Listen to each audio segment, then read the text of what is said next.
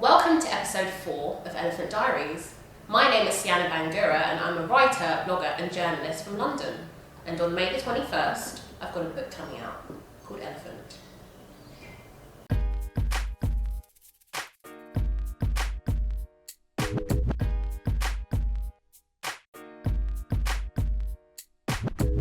So in the previous episodes of this series, I've started to give you an insight into the kind of process, the writing process, the thinking process, the inspiration process of putting this collection together. And in this episode, I'm going to do more of the same. And I think really a way to sum up this section of the entire collection is hashtag Black Lives Matter.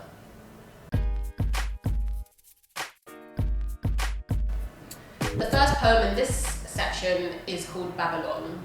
I remember I wrote this after really thinking about the fact that, Mike Brown had been killed, Eric Garner had been killed, before them Trayvon Martin had been killed, then Sandra Bland was killed, everyone been killed. And I was really just reflecting on how tired I am of always mourning black bodies, in the US, but also in the UK.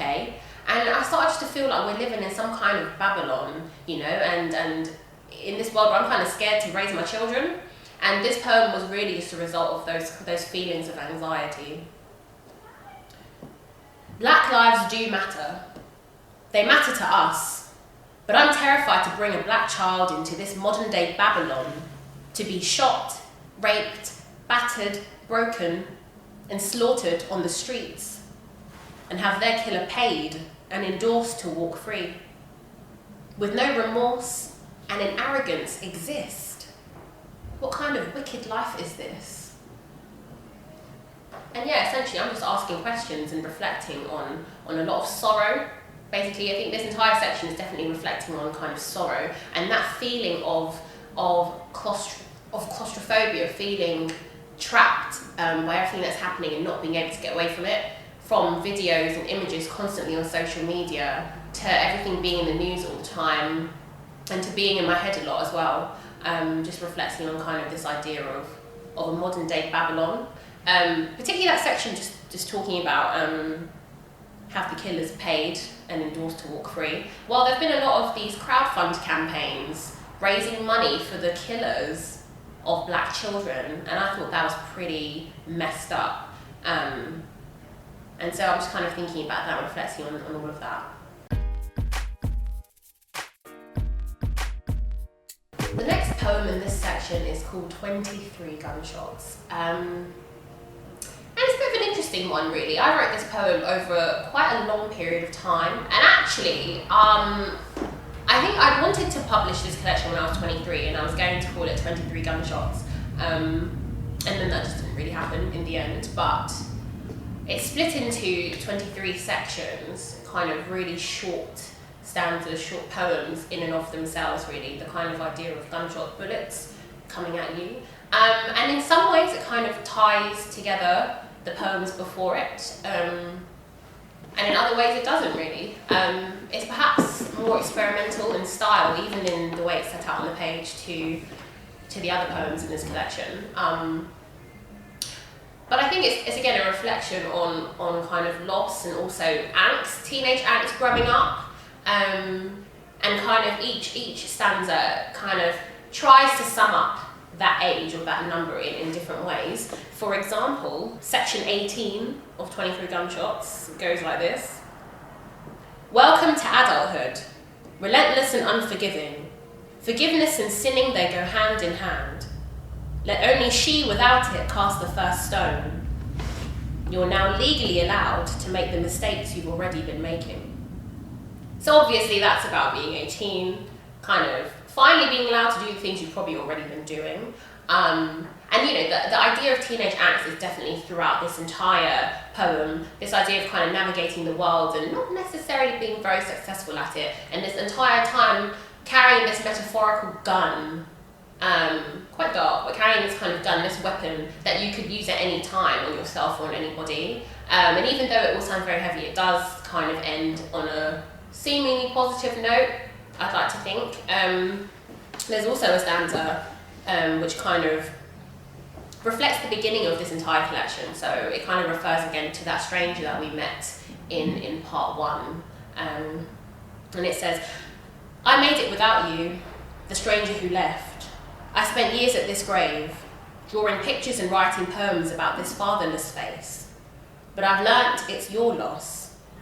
I've learnt to scratch the surface and live after decay." And so that is 22.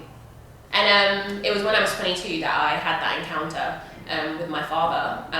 And it was really when I was 22 that I started working on this entire collection. So 23 Gunshots is a mixture of things, really. It's a mixture of emotions, it's a mixture of kind of experiences, and it's definitely up to the reader how they take it. Some of my friends who have read it have lots of different interpretations. It was a poem I wasn't too sure about, but you know, it's one poem, but actually it's 23 different poems and 23 different experiences, and 23 different reflections of that. But yeah, I'm interested to see what the reaction to this particular piece will be. It's definitely one of those that I worked quite a long time on, and yeah, quite pleased with the finished product.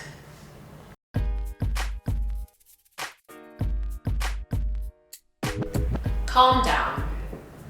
It's just art. And with the artist's brush, you earn a license to report and to explain my story. Exploit. It is now your duty to educate me. Educate us, educate we.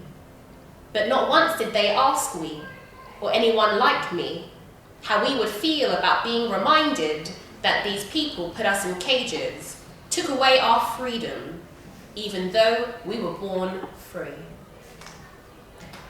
Those are the opening lines to Zoos at the Barbican. And perhaps this is one of my more popular poems, particularly when I wrote it, because at the time, for those who have forgotten, there was a thing called Exhibit B that was being pitched to come to the Barbican, and actually it went all the way until right at the end. I believe on opening day they cancelled it. For those who don't know the story, Exhibit B was an exhibition of black people, of black bodies, replicating the kind of human zoos of that kind of slavery era. And I and a lot of other people were up in arms about this, and we joined a campaign against the human zoo, led by a woman called Sarah Myers, and we were successful. So this poem is definitely reflecting on how angry I was and disgusted I was, really, by the very idea that we want to, in order for people to have empathy, we want to reenact something that was extremely despicable, something that, you know, was just a massive tarnish on humankind, on human history. I think it's very telling that people always want to open up old wounds and scars and use the excuse of kind of free speech and art as an excuse to offend people, really. An excuse to be unnecessary about it as well. And it's often white artists in particular that like to do these kind of things and tell other people's stories, whether that be through the publishing world or whether that be through the art world itself. As long as you kind of have white skin and the capital, you're often given more of an opportunity to tell other people's stories. And so this entire poem kind of goes, kind of reflects on all of that. And, you know, I even put in a kind of this experience I had when I was sharing the petition to end the human zoo, and a massive argument I had on social media with somebody who ended up revealing themselves to be a massive racist, but somebody who had sympathies with this idea of kind of letting white artists go around and parade people about. You know, there were big discussions at the time when the human zoo debacle was happening, and you know, a lot of people were kind of saying, well, you know, there are black people taking part in this art, so there can't be a problem with it. You know, but like whatever, I definitely stand by my feelings that those people are basically just tools of white supremacy. Those people are people who for whatever reason think it's okay to kind of continuously reinforce this idea that black people are objects to be petted, to be observed, to be studied, to be researched, to be ogled at, and I'm just very much against that. And yeah, I remember writing this poem and finally getting the chance to perform it in front of Sarah, and she was moved, so that was good. Another section of it, actually, I might just share with you, because it was another thing that I I remember directly speaking, well, trying to get in touch with Barbican and then continuously ignoring my requests, kind of asking, first of all, if this is about education, why are you charging people so much money to see it, and why haven't you given any free tickets to schools, particularly schools with a high demographic of black children? No one could give me answers for this. So it was a money-making scheme, you know, and definitely something to get people riled up about. And I think they were definitely shocked by the backlash and the clapback that we provided. Another section I'll share with you is this bit. You see, the white saviours at the Barbican refused to answer my question when I asked them if my name was Brett Bailey and I came to the Barbican with the story of Africa. Would I have enough cultural capital to exhibit this thing called art at this prestigious venue? Would you let me benefit from the £20 plus booking fee, or am I too much black? So yeah, I'll just leave you with that kind of to stew on.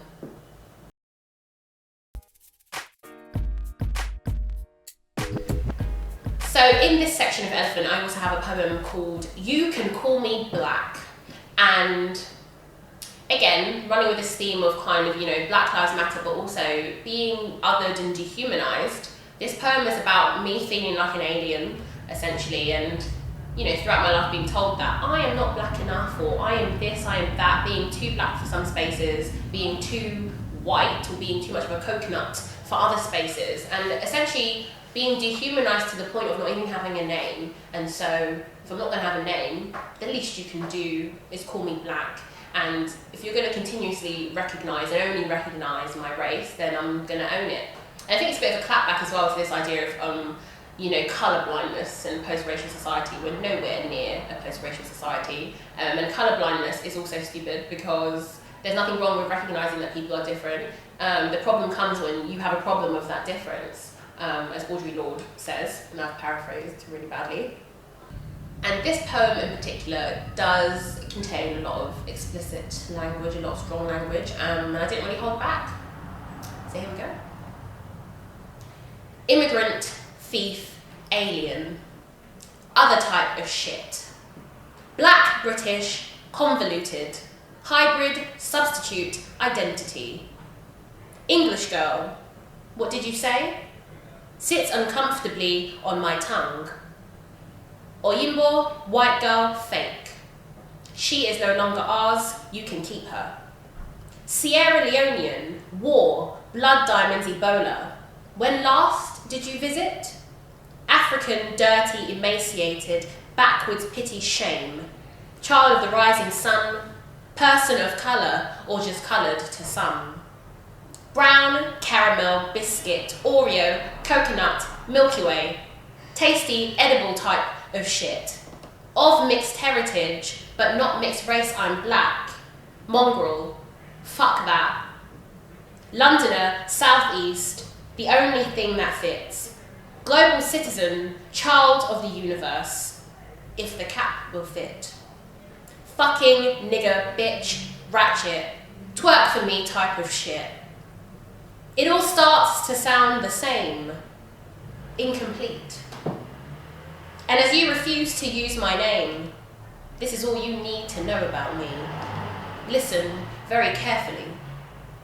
B, L, A, C, K. You can stop choking on the sound now and stop biting down on the words so hard. Don't be afraid to say it. I'll say it for you. B, L, A, C, K. You heard me. As you refuse to call me by my name, you can call me black. So yeah, that is definitely a poem of stereotypes as well. Kind of this idea of you know, people assuming because you're black you can twerk, or because you're black you can dance. And people just othering me constantly to the point of having no identity. Again, and actually to the point of, you know, of almost wanting no identity, actually, and wanting to be invisible. I'm also clapping back to that thing that people do, often white people or just other people who do when they can't pronounce your name, they shorten your name and give you some other name that's got nothing to do with you. And again, without making an effort to even try with your name and respecting the fact that you were given that name for a reason. So this poem is definitely about identity. There are lots of different voices at play. So those people who are othering you whilst you're in the country of your birth, the country you've been raised, but also the country of your origins, people still othering you there, kind of saying, when last did you visit? You're not really from here anymore. You're British. You're a white girl, fake. And having that kind of tug of war of identity. And that poem just kind of puts it out like that, really, in very, very frank terms, just exploring this idea of not belonging anywhere in particular. And not having a fixed identity anymore, or ever, if you ever had one in the first place. The fifth poem in this section of Elephant is called Capital B is for Baltimore, and it was written after the death of Freddie Gray, and just kind of in the midst of all the rioting that was going on, in the midst of the uprise, in the midst of kind of, Black Americans really standing up to white America and racism. And again, in fitting with just the theme of this entire section, really, just the emphasis on the fact that Black Lives Matter, and that, as has been said by Martin Luther King, sometimes the rioting is the language of people who are frustrated. It's the only way that you're going to listen. And it's just kind of a vote of solidarity too. In this poem, I tried to kind of link the struggles of Black Americans with Black British people, and kind of just mention the victims here too. And actually one section of the poem goes like this. This is them versus us. This is we have had enough. This is Mark. This is Stephen. This is Jimmy. This is Sean. This is Sheku. This is Kenzo. This is Damilola. This is Brixton. This is Peckham. This is Notting Hill. And this is Tottenham. And so all those people, those names, those places in London are places that have seen riots, race riots, and those people I've listed are victims of whether it be police brutality or kind of gross police misconduct. They are also the victims that we don't often talk about. I think definitely a frustration I've had for a while now is just the idea that often in this country, in the UK, we think that these problems only happen in America, when actually there's something that happens here too. I'm currently working on a film called 1,500 and Counting about that very concept, about the fact that since 1991 there have been over 1,500 deaths in police custody and not one officer has been brought to justice for that. I mean, what is that all about? So this poem is definitely just kind of saying solidarity to you out there for standing up to the bullshit, and we across the pond are with you as well.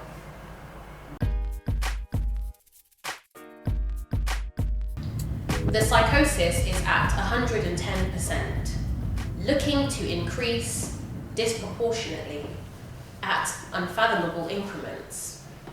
As we keep a very close eye on the news, I remind myself that I have to watch my back, as if life isn't hard enough.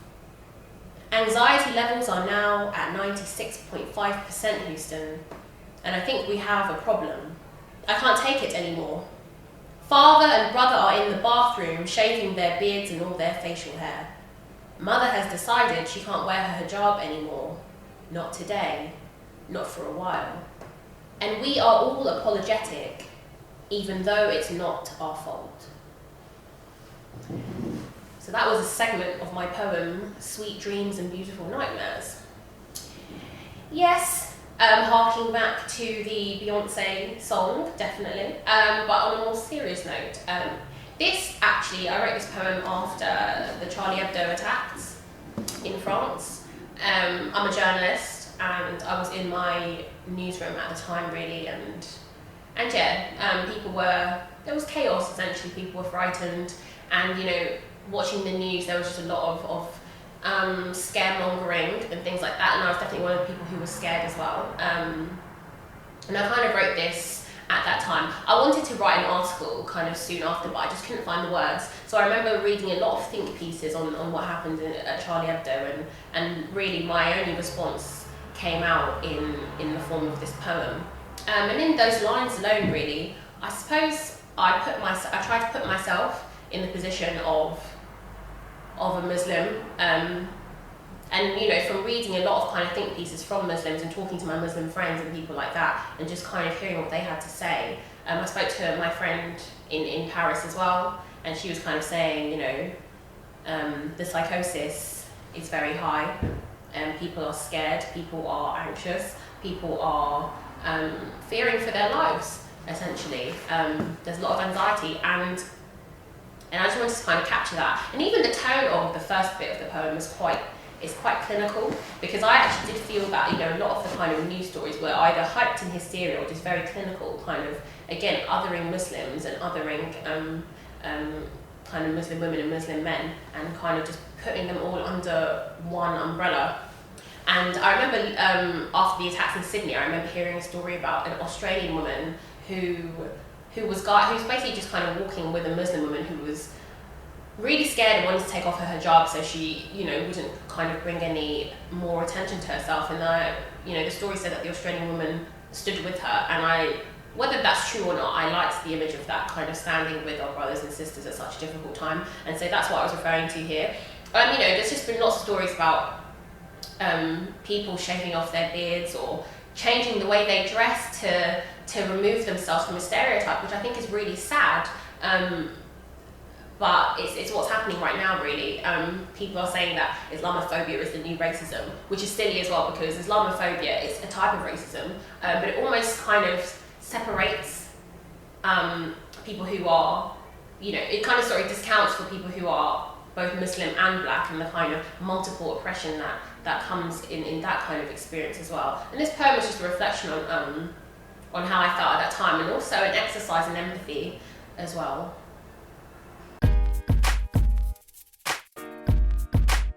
The final poem in this section is called Many, and this is a poem that I'm sure some people are familiar with. I had a video out for it in November 2015. And yeah, I basically, I wrote it after the death of Sandra Bland. I think that was really when I'd had enough.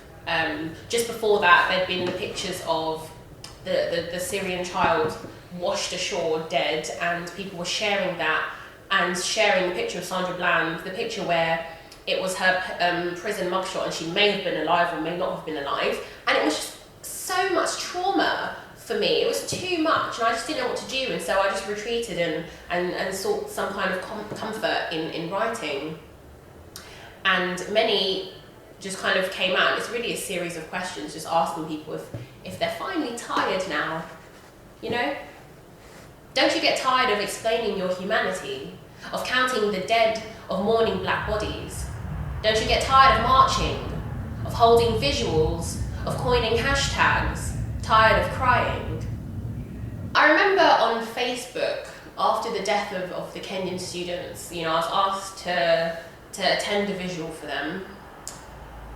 And I just thought to myself, don't you get tired of holding these things? Don't you get tired of lighting candles and laying flowers and remembering and being upset and being angry and then doing it all again? There's barely enough time to get over the last death, the last tragedy, the last evil, the last theft of life, and then we have to remember another name of somebody, And I just really had enough. And I remember as well, this was written as well kind of in the wake of the death of Sheku Bayo, who was killed on May the 3rd in 2015. And again, his death really affected me because he's a fellow Sierra Leonean, and just really hit home that these things really do happen in the UK, and we're also having to constantly mourn as British people, as black British people, as black people, as people who are part of the diaspora. And Many is definitely a reflection on kind of on feeling numb, and also being worried that we feel numb, because I really do think the practice of